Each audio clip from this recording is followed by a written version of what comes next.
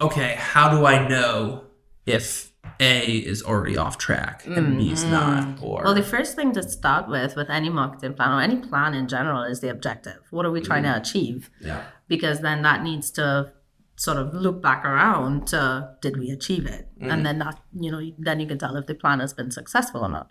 So I had a professor at university who every time you asked a question, he would shout, what is the objective? And it was drilled into our brain that every plan, every start needs to start with an objective. A SMART objective, of course, SMART.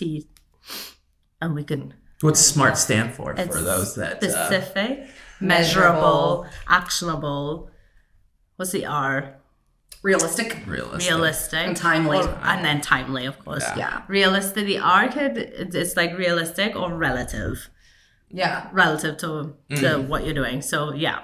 Yeah, I think that's huge. I love that you had a professor that used to yell at, because that's great. I wish you would just yell that in my office every day. But I do think it's kind of start from the end. We talk about that, and you know, Mark, our owner, he's hardcore about some reverse engineering, but I'm always very much hey, start at the end. What do you want? What's the objective?